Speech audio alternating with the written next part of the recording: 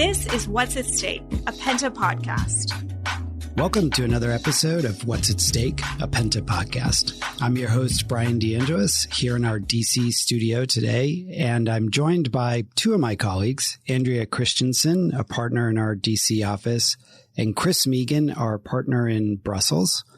Chris is coming to us after quite a successful trip to the U.S. a couple weeks ago, and we spent a lot of time on that trip talking about AI, and Chris walked us through a bit of a briefing for many of our clients on kind of the regulatory developments, especially in the EU, around AI. So we thought it'd be a good idea to pull the three of us into the studio and have a little conversation on kind of where things are, where we see them headed, and, you know, some of the practical and fun uses of AI as well. So Chris is perfect for this, 20 years of experience advising companies in highly regulated industries. He's a certified data privacy practitioner.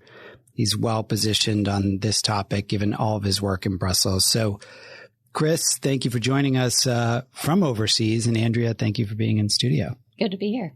Thank you very much. Yeah, thanks for having me. Of course. Let's jump right into it. So, you know, here at Penta, we're doing a lot of work every day around a number of policy issues, a number of emerging policy issues, how policymakers are thinking about that and reacting to it, and where some of these trends are going. We're very focused in the last few months on AI and anticipating some of the changes in the both business environment and I would say the tech environment, and of course the regulatory environment around that. So let's start with Chris, maybe right to you. What does the AI regulatory landscape currently look like in the EU, and what's coming down the pike? Thanks, Brian. That's a pretty big question to come to grips with in the very start. We can break that up into a couple. But Well, I think we probably should. And I think it's worthwhile to approach it in terms of that broader perspective. There's a huge amount of focus at the moment on the AI Act, and it is a flagship piece of legislation which is being driven forward in Europe, and it's a key priority for the European Commission to deliver this in this mandate, which we are starting to come to a close of. But we shouldn't look purely at the AI Act because, you know, there are many different areas or spheres in terms of policy which AI crosses across. So while the AI Act is an important piece in that it sets out a foundation for how AI is going to be deployed and developed and access the European market, it does have to still interface with those other pieces of legislation and those other pre-existing policy areas, whether that's intellectual property, whether it's data protection, whether it's cybersecurity. So we have these existing areas that are already there and will be very, very relevant. And then, of course, we have the AI Act itself, which is going to be the fundamental or the foundational piece, rather. Now, that is moving relatively quickly, I think, at this stage. It has taken time to get where we are. And in part, that's because it has had to evolve and the discussions have had to evolve as we've seen the technology advance over the last few months. What we will see, of course, is that there is a push now to get this done. And we're moving to that critical phase, what we call the trilogue process. And that's where we take the three different positions from the institutions, the European Commission's original proposal, the general approach, which was adopted in December by the member states of the European Union, and finally the report from the Parliament, which is their position is being adopted in the coming weeks. In which case, then they will start the trilogue process to negotiate the final text. We would hope to see this conclude by the end of this year, but there is a chance it'll spill into next year by the time they conclude the process. And Chris, can you break down a little bit what does the Act kind of set out to do in terms of sort of what does the framework look like? What are kind of the big pillars, if you will, of it?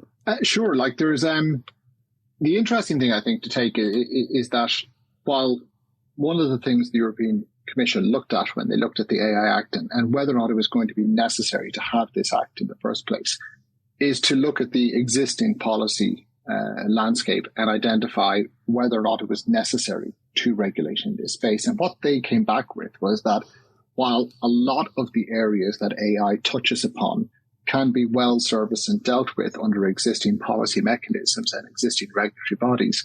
What they felt is that there are situations that would not naturally fit into one of those areas. And so therefore it was necessary to bring forward this legislation. So it is trying to fill that gap. It's trying to bring together the various elements and create a sort of a cohesive and complementary approach. Probably the biggest thing that we see in this, which is the most important aspect, and it's the area that is discussed so exhaustively, is the whole risk-based approach which Europe is taking in terms of identifying areas that, AI use cases, which they say are not going to be permitted within Europe itself. And those are the areas that, for example, have a potential risk to life, of an individual. They're simply going to be banned outright within the EU. And then we get into high risk cases, and these might be areas where there could be, particular impacts on individuals in terms of fundamental rights and so forth. And then beyond that, it's a sort of almost a negative definition, which is that if you're not high risk, then you can be a low risk. And they would have a lower degree of scrutiny and oversight as well. But that metric around high risk and defining where do the AI systems fit in, that's a fundamental approach from the European perspective. And what they had intended was that all AI systems would fit neatly into one of these criteria. Of course, what happened then was ChatGPT came along, and this generative AI approach, it kind of broke that model, because we had something which on the face of it looked very much like a low risk model. But in terms of how it could be used, it could be used in a high risk way. And so that's really slowed down the process as they've come to grips with this evolution in the technology.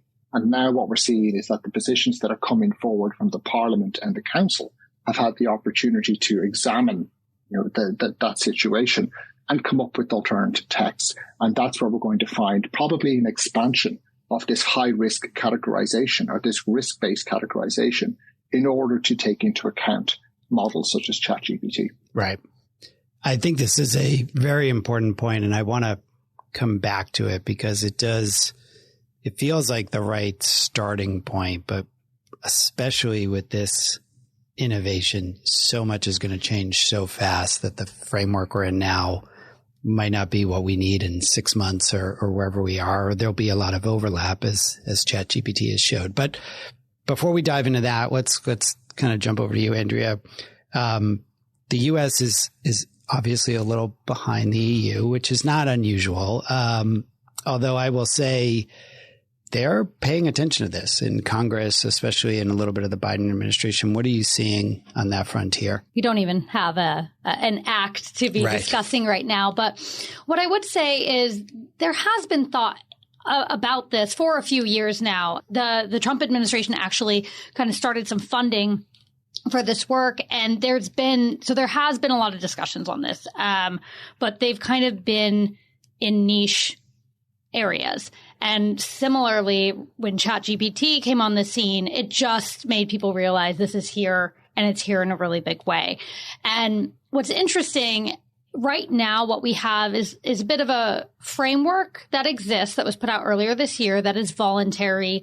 It's relatively theoretical. It's like, here are the phases you need to think about. Here's how you want to consider risk, mitigate risk. So it's nice, but it isn't anything real and concrete that people are required to adhere to.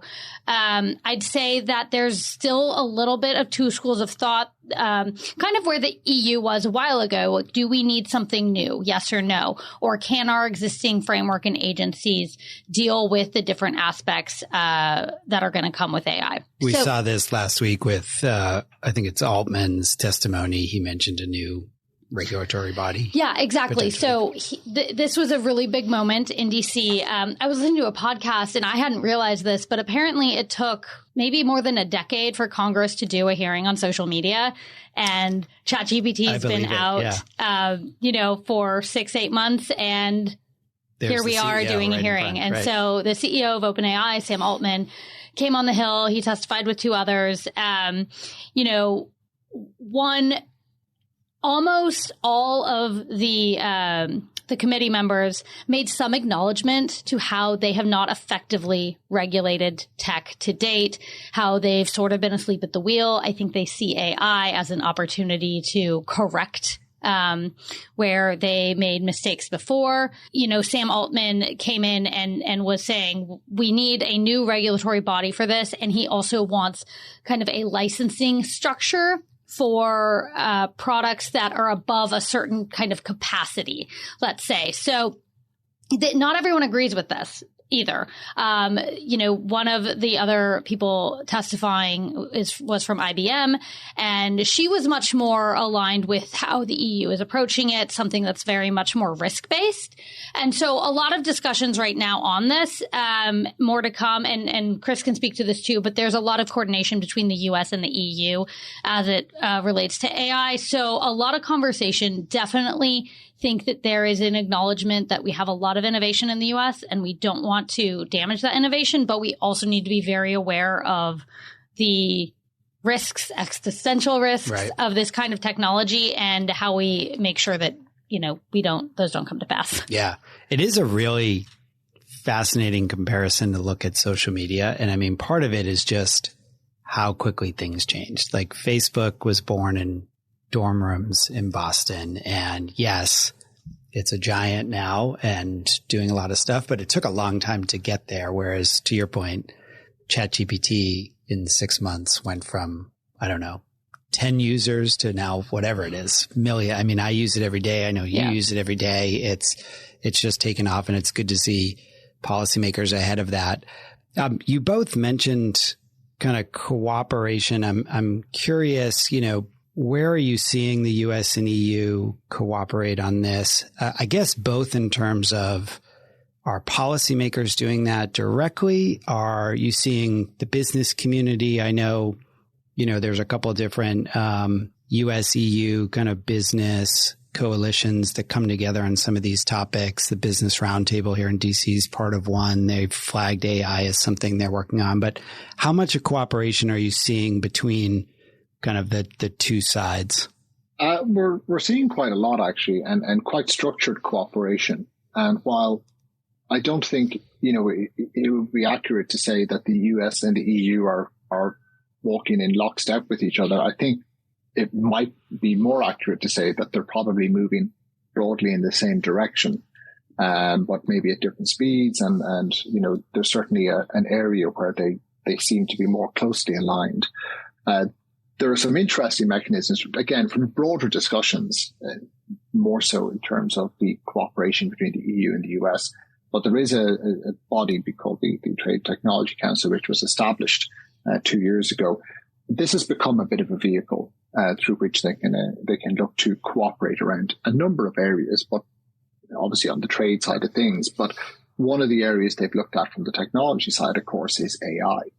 And what we have now is a situation where we have these, you know, biannual meetings, and they have set forward work plans and objectives around this framework that they've established, which is this roadmap towards what they're calling trustworthy AI. And this is where we're establishing, or where the EU and the US are working together to establish these working groups to collaborate on very specific goals. And 3 of those were just announced actually yesterday, because the Trade and Technology Council met in Sweden just at the end of May. And so the first 3 have come forward, and we now know what they're going to be working on. The first one is on AI terminology and taxonomy, which I think is, you know, probably something which is maybe overlooked from time to time. Right, but a good starting point. Absolutely. But, you know, if we have common taxonomy and a common terminology, then we know what we're talking about. We know what it is we're having discussions about, and there's less confusion. So it's an important element to get right in the first instance. More importantly, perhaps, and this leads into some of the things we're seeing in other international bodies, is the cooperation on AI standards and the tools for trustworthy AI and risk management. And that links back to, you know, some of the other work that's taking place in other bodies, such as the OECD, who are doing an awful lot of work in this space as well. And that's a very important point as well, because setting those are coming to a common approach in terms of international standards for AI is going to be a key element as well to see its successful rollout around the world. And then the final point they've put in, again, which is very interesting because it harkens back to this discussion about risk, is to have a working group specifically on monitoring and measuring the existing and emerging AI risks. And so this is where we come back into this risk-based approach, which obviously Europe has already committed itself to, but perhaps the US is starting to move in that direction also. Yeah. And Chris, are you, and I'll ask Andrea maybe the same question in a second, are you seeing support across the political spectrum for both the EU AI Act and some of these kind of partnerships and the goals setting out? Or are we already starting to see some typical kind of political fault lines being formed among the different parties? I don't think we're seeing the fault lines on the European side. I think what we are definitely seeing is that, I think there's a lot of excitement about AI as a technology in its own right. And I think people are very keen to look to try and how do we best harness it? How do we best utilize it and introduce it? We're definitely seeing a couple of member states who are starting to raise their hands and say, not trying to move against the European tide, but also saying about how can we best benefit off these new rules that are being brought into place. Yeah. Yeah. In terms of kind of economic competition, like Absolutely. We saw this in the crypto world where, there was some European standards, but you saw countries like Portugal and others really compete for that business and try to make it more attractive. Are you seeing that yet on the AI side of things? Yeah, we're definitely starting to see that from some of the member states. Well, and Chris, you've noted this before, but the UK is taking a relatively different approach than the EU in an effort to try to bring more AI innovation into the UK. Is that right? Absolutely. And that's an area where they really feel they can be global leaders. And I think we have to acknowledge as well that when we look at the landscape in terms of, if we get away from the regulation discussion and talk about business for a moment, Europe doesn't have really a particularly strong homegrown AI industry, and certainly the giants in the room that are leading this discussion are US companies, and that's very clear. But the UK has got quite a considerable concentration of companies as well. So they have that background, they have that innovation already taking place. They're in a better position in terms of their homegrown industry to take advantage of the opportunity that AI presents. The approach they're taking, and I would just caution again to a degree, because at the moment their approach is open for consultation. So it's not for certain yet that this is exactly where they're going to go. But having said that, they've stated their view is that it's almost a hands-off approach, that they feel that the regulatory measures they have in place and the legislation they have in place already is sufficient in order for them to continue to grow and develop out and be this global leader in artificial intelligence. Yeah. So it's quite a different approach from what we're seeing on the EU side. And also it's a little bit divorced from what we're seeing on the US side. The question, I suppose, will be about, if we see Sam Altman is heading into, the US and asking for regulation for AI, if we have the AI companies and those industries supporting the EU measure, well, then the question is, how will that play out on the UK discussion as well? Right. That's a good point. I also have the question for you, Andrea, we did see Altman obviously go to Congress. The federal policymakers seem to be taking the lead, but we've got a couple 100-year history of states going first and state rights. I haven't seen too much on this yet, or this become a political issue. I can imagine AI becomes an interesting topic for the 2024 campaign. Are you seeing state actors moving first or political actors moving on their own on this? What I'd say is, to date, it's remarkably bipartisan. Yeah. I think that in so many ways, we're in a really unique moment where people realize they don't know enough and they want to understand it better.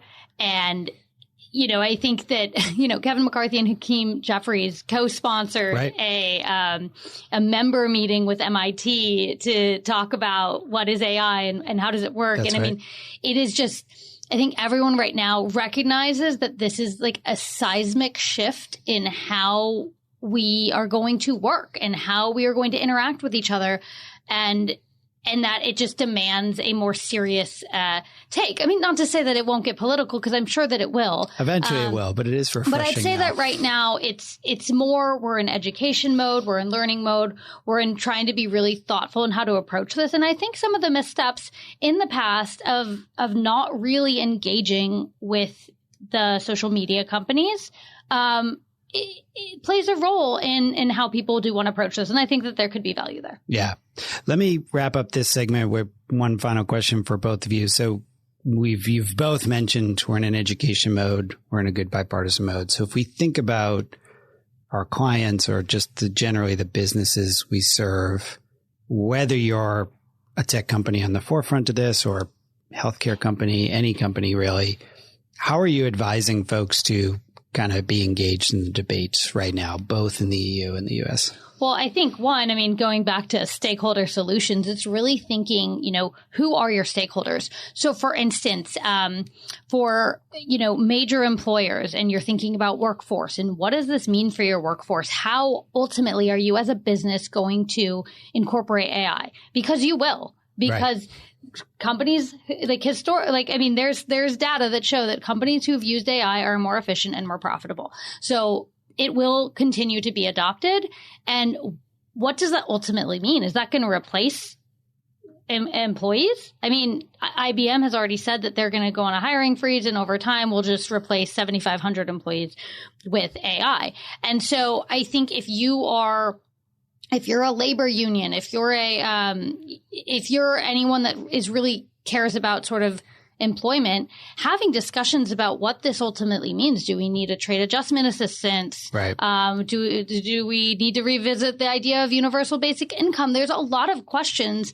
The education system. Exactly. I mean, this could be actually wonderful for the education system, and is my view. But anyway, there's a lot of much bigger things to talk about. So even if you're not a company that is right now integrating AI or thinking about how to use it for your productivity, it will affect your company in some way. So you need to start thinking about it now and start educating people on that element of it. So, I mean, there is an education element for every single type of business, type of organization here. Chris, are you seeing the same thing in Europe? Same advice? Well, I think so. But like I said, I would completely agree with Andrea. I think there's a risk in Europe at the moment because everybody is so focused on the AI Act itself that's the only show in town, and people need to look at that.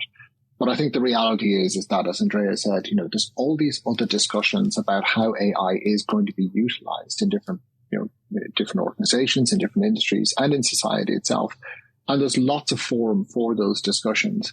And that's really where the conversation is going to move to next. The AI Act and the approach Europe is taking in terms of AI, the real test for it is going to be when we see the further evolutions and the further rollout of these technologies, and whether it is flexible enough and robust enough to be able to be used and be of use for those emerging uses, or whether it's going to find itself too constrained because it's been drafted too tightly.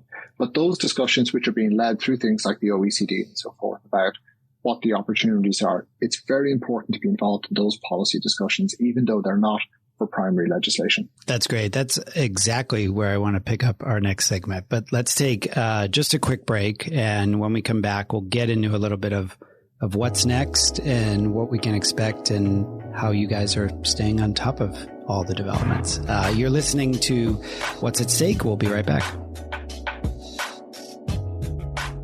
Penta is the world's first comprehensive stakeholder solutions firm. We are a one-stop shop for the intelligence and strategy leaders need to assess a company's reputation and make decisions that improve their positioning. As executives in the C-suite must account for a growing set of engaged stakeholders, all with distinct, fast-changing demands, Penta provides real-time intelligence and strategy solutions.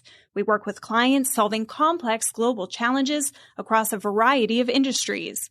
Our clients span technology, financial services, energy, healthcare, and more. To learn more about how Penta can support your company, check out our website at pentagroup.co, our Twitter at PentaGRP, or find us on LinkedIn at Penta Group.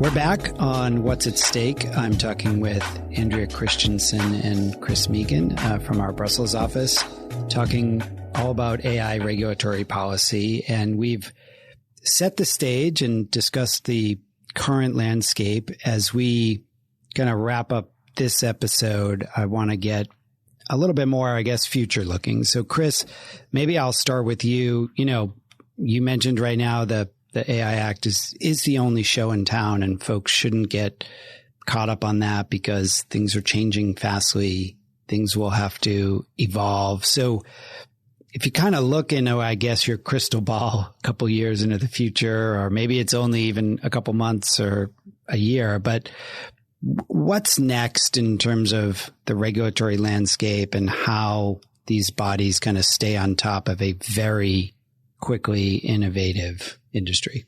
I really do think that's probably the big challenge, and it's the big question mark about the approach of introducing regulation on AI, is that the whole area is moving just so fast.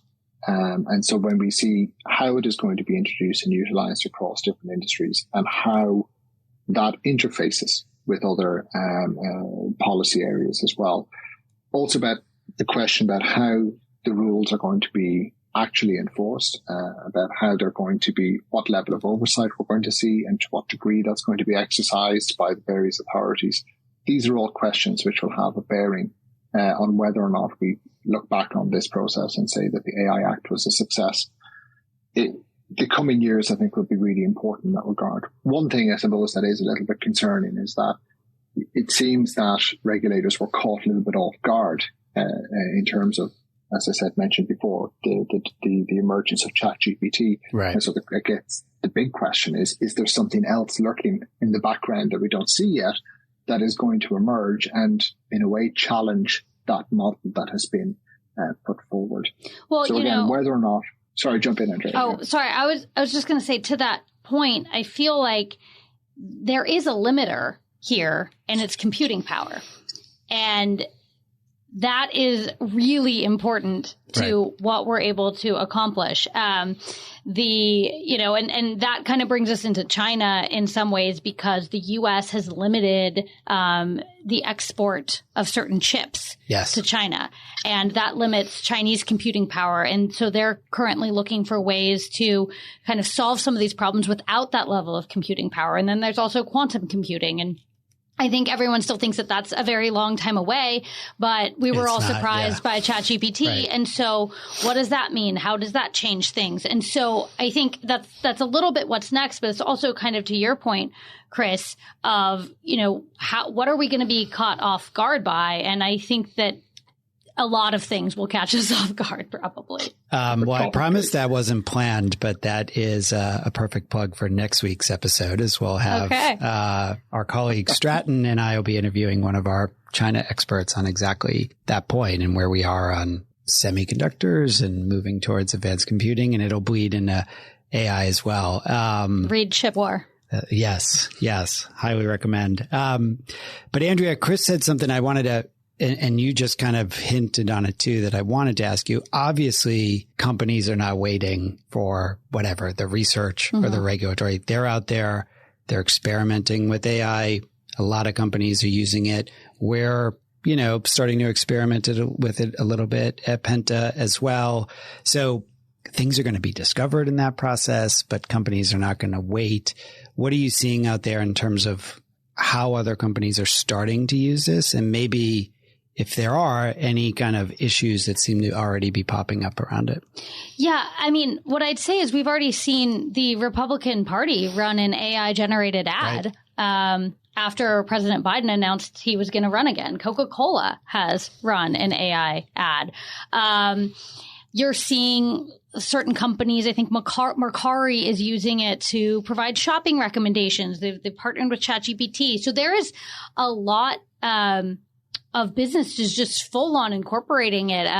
Duolingo has an AI powered aspect to it now. So it is becoming a free for all very fast. And what's interesting is when you think about the tech stack on top of this. So if you're using, ChatGPT is your large language model base, and you're building all of this, everything is reliant on what is in that base. Right. Okay. Right. So what has gone into that base? Nobody really knows. And so transparency has been a big thing that has been talked about in Congress. We need to know what has trained these models. We want to know how they're making these decisions. Again, In terms of what exactly went in, those are clear answers, but how a model spits out a coherent sentence, a lot of engineers don't even know. So there's a lot of questions around that, but yes, we are building new capacities every single day on these large language models here in the US, and it's empowering people to do really cool things.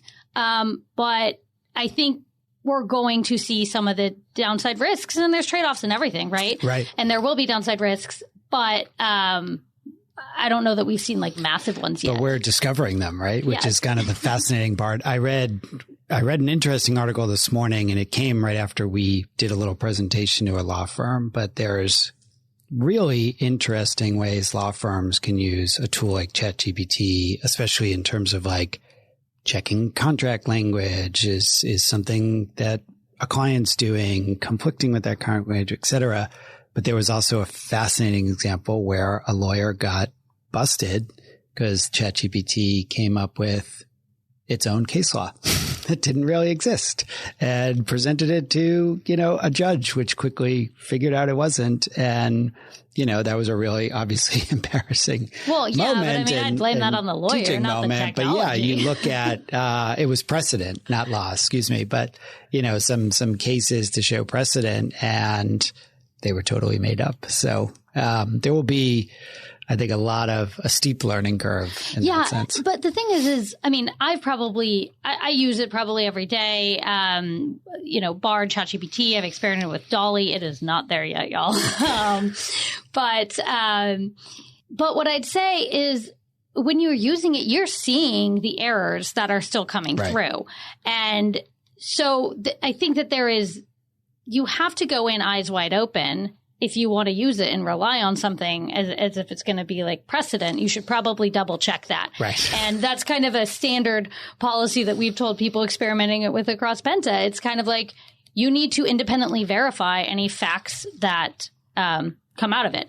But it's super useful. I was looking for examples of companies who've had major scandals and who've handled it well and all this kind of stuff as you're trying to kind of think about, analogs to other examples. And it's really helpful because it gives you this whole list and you can decide, okay, this is interesting. I'm going to look more into that. And then you sometimes go use more traditional search tools to go learn more about it. And so obviously I think it's incredibly useful and helpful, but there are downsides. Yeah. Well, it's a good brainstorm tool, and you've got to learn how to use it too, which has been interesting for, I think, those of us experimenting with it here.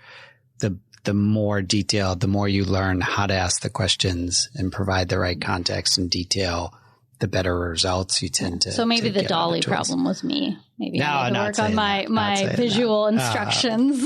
But I hadn't even heard of DALL-E, which gets me to maybe my last question we'll wrap up with. So there is so much changing. There's new tools.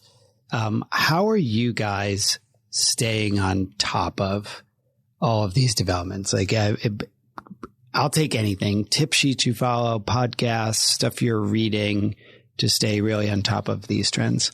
Chris, I'll go to you first. There really is so much on it. Like it's a noisy debate at the moment. There's so much excitement and so much interesting developments taking place on, I will be honest, there's a couple of newsletters I'm following that I do like, again, just to capture the news on what is happening. There is the Axios login, Axios login, their newsletter, which I find is very good. One I do look for as well is, and I'm going to a bit of a plug for European, if you're particularly focused on the European side of things at the moment, but the Euractiv, EURACTIV, they do a technology brief, a kind of a roundup and all sorts of digital media and so forth, and policy developments. And I find that is a good one as well.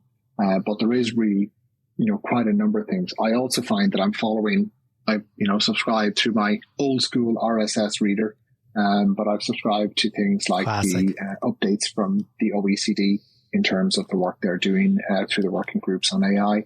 Because I think, again, while there's a lot of kind of news coming from the industry and so forth, the policy discussions are also extremely active at the moment. And it's important to follow those because those decisions and those advancements are important in terms of the broader discussion. Yeah, I'd say common refrain, Tyler Cohen. But he's been talking about AI since very, very long time ago. And there's a really interesting podcast between him and Russ Roberts. I don't know. He's another economist. And Russ Roberts has a more skeptical view, and Tyler Cohen's like, this is great. So I would recommend that one. Also, Hard Fork is a New York Times podcast. It comes out on Fridays. It's great. It's once a week. You can kind of get all you need to know on that. It's like an hour-long podcast. Listen to it on 2 times speed. Totally fine. They just had this huge debate of how fast they could go. Yes, I don't think I could go 3 times. I couldn't hit 3 times, but I'm a strong proponent of 2x. And then I actually internally talked to a lot of our product developers, and we kind of brainstormed some.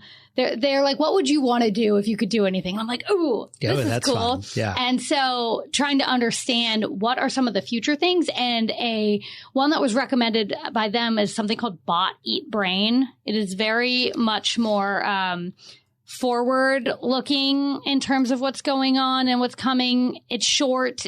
It feels like it's geared towards not like a policy audience, by the way. Yeah. So that one I've actually found to be quite helpful to sort of get a little bit of what might be coming down. Yeah. Interesting. I'll throw one in that vein into the mix. I started following a newsletter called Superhuman, but it's all about leveraging AI for productivity. So it's a really that guy on Twitter. I think I get his tweet threads a lot. Yes, and I follow him a lot on LinkedIn. But it's been really fun for me in the sense that it's about a 2-minute read, and it always has like 3 or 4 new apps, new AI tools that they don't all work super well. But I've experimented with some of those books that are sitting on your bookshelf that you've never quite read, and snap a picture of it, get, a full synopsis with the key detail. Like it's some really cool stuff out of there. So what did you learn from one of the books? Oh, geez, that's a tough one to answer. It's helped me kind of move through I've had on my shelf both like Future of Capitalism books, a few others. So it's just been more good like summaries for me to get through it. And then I'll cheat a little bit. We're obviously monitoring this topic for several clients. So my like Penta Live alerts, I probably have 100 a day on AI and read through most of them, but it's really like But they're all relevant. Lawyer story. They are like the lawyer story I mentioned was, just something we got from our alerts that was really interesting to see and helpful. Great. Well, let's leave it there. This is an evolving conversation, which seems to have been the theme. So I'd love to have both of you back on again soon. Andrea, I know you've been on a couple times already about AI, but I think it's a topic we'll turn to a lot, especially over the next few months. And as we've already plugged, we'll have a conversation next week with one of our experts on China to talk about some of those dynamics, especially on the quantum computing and the competition there. But we'll leave it there for now. Andrea, Chris, thank you so much for joining the show today. To all our listeners, remember to like and subscribe wherever you get your podcasts. Follow us on Twitter at PentaGRP. I'm your host, Bryan DeAngelis. As always, thanks for listening to What's at Stake. Thank you for listening to What's at Stake, a podcast produced by Penta. For the latest updates, follow us on Twitter at PentaGRP and follow us on the web at penta.co.